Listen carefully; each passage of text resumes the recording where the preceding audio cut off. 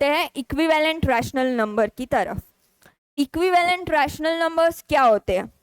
अब rational numbers तो हमने समझ लिया कि रैशनल नंबर्स होते हैं a बाय बी के फॉर्म में लिखा हुआ नंबर्स, ठीक है, a बाय बी के फॉर्म में लिखा हुआ नंबर्स। अगर हमारे पास फॉर सपोज फर्स्ट एग्जांपल में अगर हम देखेंगे क्या है, -3/7। -3/7 अगर सबसे पहले समझे कि ये एक रैशनल नंबर है या नहीं है, ठीक है। अभी हमने क्या देखा कि माइनस फ्रैक्शन और इंटीजर्स दोनों ही मिला के क्या बनते हैं, रैशनल नंबर्स।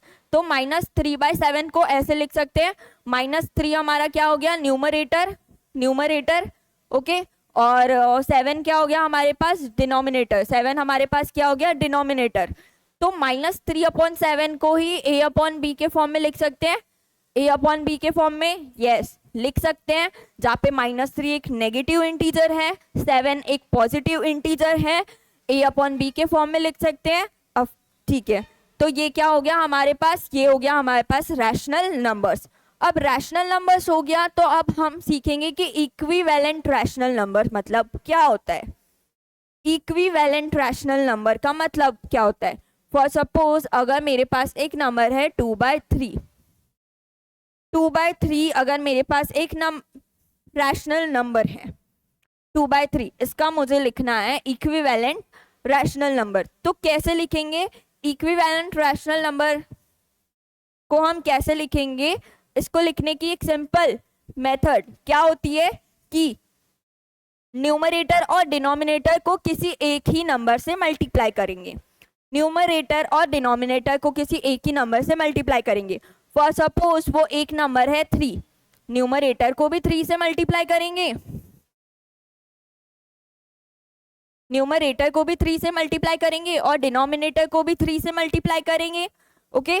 ये होती है सबसे पहली मेथड। सबसे पहले देखो हमारे पास क्या था, 2/3 हमारे पास एक रैशनल नंबर है, उसको हमको इक्विवेलेंट रैशनल नंबर बनाने के लिए क्या करना होगा, इक्विवेलेंट रैशनल नंबर बनाने के लिए डिनोमिनेटर और न्यूमरेटर को किसी सेम वैल्यू से मल्टीप्लाई करेंगे। फॉर सपोज 2 को मैं 3 से मल्टीप्लाई कर रही हूँ और 3 को भी 3 से मल्टीप्लाई कर रही हूँ, तो क्या आंसर मिलेगा मुझे, 2 × 3, 2 × 3 मुझे वैल्यू मिलेगी 6 और 3 × 3 मुझे वैल्यू मिलेगी 9, ओके।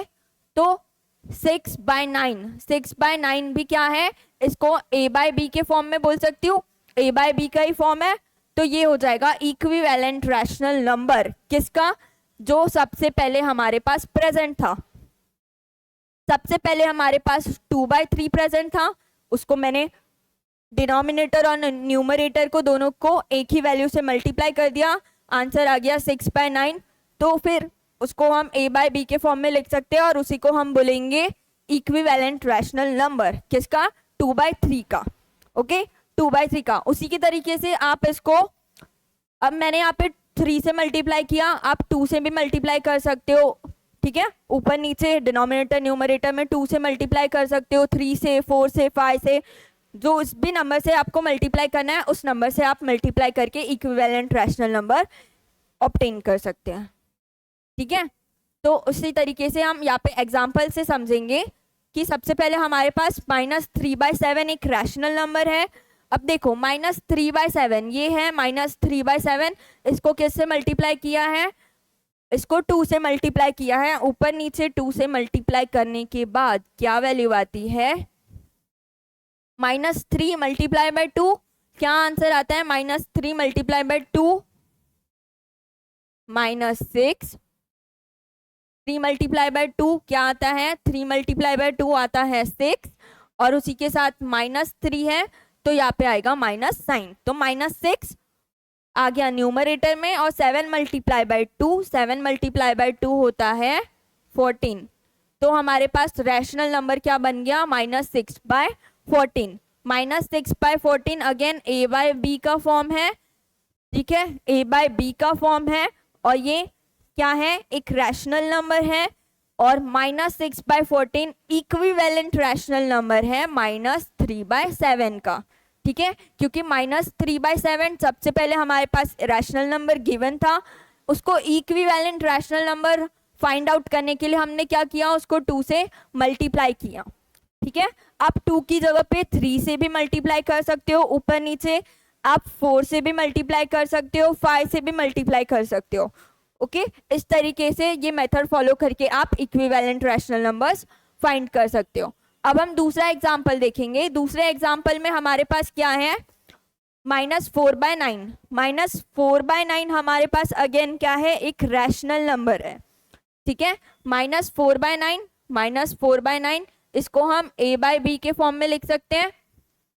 ठीक है, a/b के फॉर्म में लिख सकते हैं। तो ये हमारे पास क्या है, एक रैशनल नंबर है, और इसका equivalent rational number find out करने के लिए हम क्या करेंगे, सिंपली किसी भी नंबर से इसको मल्टीप्लाई कर लेंगे। ये हमारे पास है -4/9, इसको हमने क्या किया है, 6 से मल्टीप्लाई किया है।